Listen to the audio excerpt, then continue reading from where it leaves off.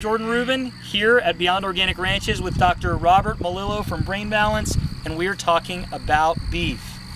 So we saw the cows before as far as for the dairy portion, but also you have the cows here that are really bred for meat, and that's unique as well. So and I'd love to hear, what's unique about what you're doing. Is the same type of genetic thing going on here, or is it just something else? Well, when it comes to cattle, genetics are not as important as, let's call it, nurture. Okay, so there are a lot of good beef genetics out there, but there's no casein involved in beef. That protein doesn't exist. So we use a multiple variety of breeds for beef cattle, but the key to beef is two things: how they start and how they finish, and then add a third, how it's processed. So these animals will only ever eat this: grass, legumes, forbs, and herbs. They're never going to get grain. They're never going to get vaccinations. They're not going to get mistreated, because I believe red meat can be extremely healthy as long as the balance of omega-3s and omega-6 is there,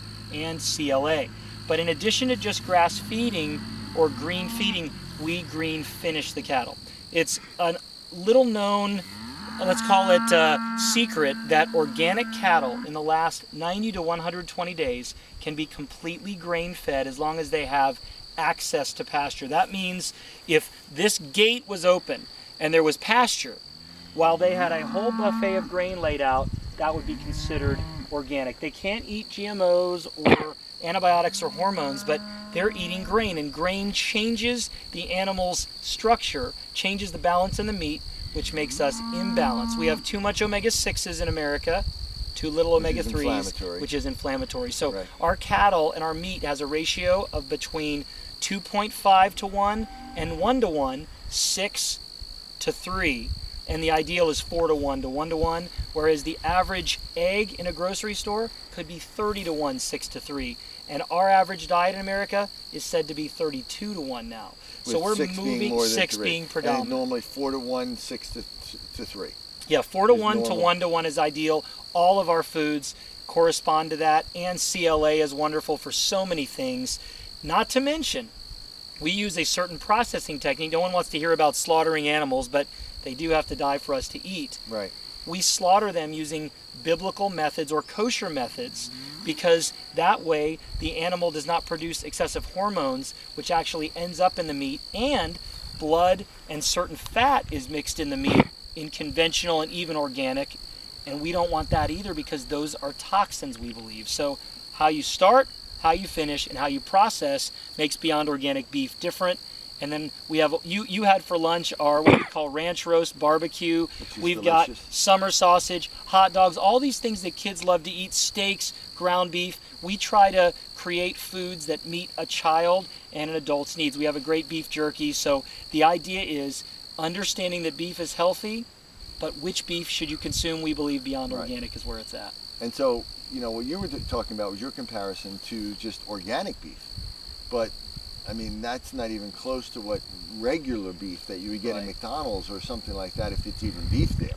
So if normal beef that you would buy in a supermarket, how is that normally raised usually? What do they normally do? How do they begin and how do they end? You see some calves out here. Every beef cow, every calf walks with its mom and will eat some grass and some milk.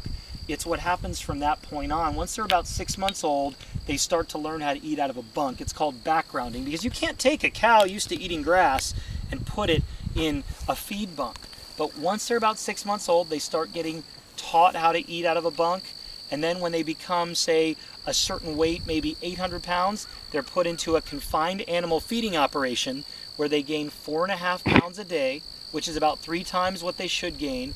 And they are fed GMO grain. They are given antibiotics to stay alive and grow fast, growth hormone to grow fast, and they eat anything. Past summer there was a drought. Bovine nutritionists approved stale gummy worms for feed. Now, I don't know how gummy worms can get stale, first of all, but there was an article about it. They eat waste from candy factories. They eat swill, which is a byproduct of the alcohol or the beer industry. It's unbelievable. And when you eat animal food, you're not what you eat, you're what they ate. So it's amazing what happens. We want the animals to be healthy. they will never see confinement, never. They are here for years in their life, and even when they are slaughtered, we do it in a way that is as gentle as possible, if you can use that term, dating back thousands of years. But why do we do it differently? It's the right way to do it. We couldn't find a beef processing center to do what we needed, so we own one. And we process about 12 animals a day. The average meat packer, 2,000 to 4,000. Wow. So we take care in everything that we do, and it's a powerful food for people. It's great brain food, heart food. Beef really is healthy when done the Beyond Organic way. Absolutely. That's awesome. Thank you.